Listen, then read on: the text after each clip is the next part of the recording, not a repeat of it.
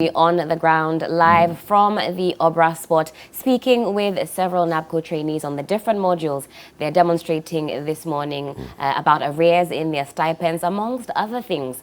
A lot of them want to gain permanent employment. They want government to see through with their promises. Now, throughout the show, we will, of course, be giving you the latest as concerns this demonstration. As Bella told us, there are a few people who have converged at the scene, and one trainee said, according to Ghanaian time, there will be more people joining that demonstration soon. Johnny, good morning to you. Morning, Helen. How are you doing? I'm okay. It's quite interesting how this whole NABCO thing is panning out. I've had keen interest following them and sometimes advocating for them because I feel their plight. You have people who are NABCO beneficiaries come up to the main gate at TV3 seeking to see you and, sometimes asking for support that you don't have, to give to them. And like the last gentleman said, he's 33, his father is the one supporting him to survive. Quite underwhelming, if you ask me. Most of them were under the impression that they were going to get permanent jobs, but that is not happening.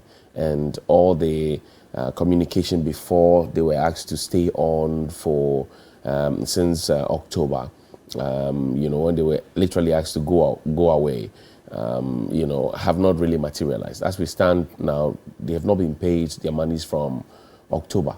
The 2 months they got was for the last patch of the 36 months that they did, the 3 years. So September, October, yes, but November, December, January, February. And that was paid just last Monday. After they agitated for God knows how long. So for me, I think the one thing that the government perhaps has not done so well is to give us a breakdown of they keep touting 100,000, 117, 79,000. The numbers are all over. But I think that they will do government a lot of good if they're able to share with us, say, Revenue Ghana, Heal Ghana, Educate Ghana, Digitize Ghana, they are Educate Ghana. They are other Ghana, Feed Ghana. Civic Ghana. Right, Civic Ghana. If they're able to tell us that, look, we put X number of people here, and this is the impact they have made to the nation.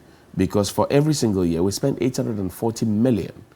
If they were 100,000, 840 million per year on NABCO alone. That's a lot of money. It's a lot of money. So are we able now to say, for example, Revenue Ghana, we put them under the banner of the Ghana Revenue Authority, and this is how much they've been able to rake in. These are the numbers of people from the informal sector they've been able to rope in. So then when we talk about e-levy, we can put all of it in perspective to say that, look, given the chance that we want to collect some more, we can find alternative ways to collect some more money. The government has not done that. So the government itself, it literally appears to be throwing money at a problem of youth unemployment, and the National Security Document, page 17, talks about the youth bulge and the consequences thereof. This government itself has not told us how much money they have been able to rake in, aside putting people in Revenue Ghana and throwing money. One of the other things that comes to mind is the fact that government announced last year that they've reached their target, they exceeded their target. You remember GRA? I do remember that. Great. Now, the guys at Revenue Ghana, for example, were part of this success story. They were promised 100 Ghana cedis each from June. So June, July, August, September, October, and some of them are still there. They're still helping to work. So where's the money? 5 months of 300 Ghana cedis each to add to their 699, let's say 1,000 cedis. Where is the 300 Ghana cedis? Who's going to pay them? When are they going to be paid? Heal Ghana, they're working in the hospitals, they're working on the chip compounds, whatever it is. They've not been paid for about 7, 8, maybe 9 months. Take away the 2 months, maybe 7 months. What's happening? A lot of them relying quite heavily on family, friends, credit. And the families are beginning to complain. Because, Helen, truth of the matter is that if you're 33, 35, 28, 32, 38, and you're still at home depending on your mother who's on pension to feed you, there's a problem. Absolutely. You talk about security. This is a national security It issue. is. Youth unemployment is something It is. that every government has to take absolutely critically. Now, as Bella showed us, there are a few people that have converged. It'll be interesting to know what type of impact this demonstration has. There are other groups, in fact, who are lending their support this morning. A communique from Fix the Country movement saying that they too will be hitting the streets to support these NABCO trainees to get that message across. You know that when this whole Fix the Country thing happened, it took government or some elements within government, I won't say government, to come to say, look, fix yourself. You heard that? Yes. Fix the country, fix yourself. And then after the pressure mounted for some time, government came back to say, we are fixing it. Then Dr. Baumia came to give us 71 things that government had done. It took him to come and address the nation. Subsequently, the Fix the Country hashtag has never gone away. And today, if you check Twitter, for example, NABCO will be trending. Absolutely. Will be trending ahead of Agenda 111, will be trending ahead of ICAO, will be trending ahead of Francis, the gentleman who says he completed what?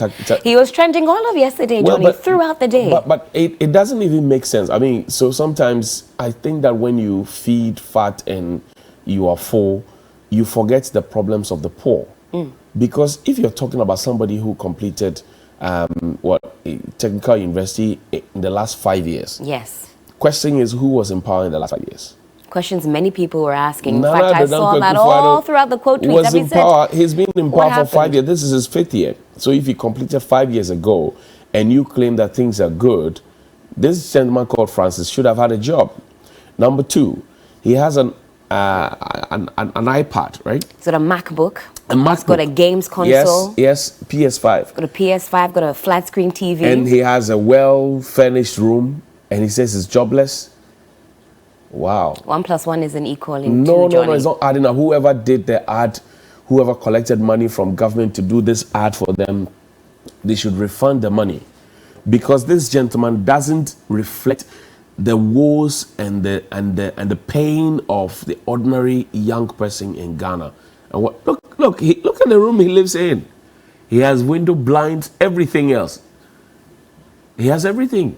Maybe it's his father who died and left it for him, but it doesn't make sense.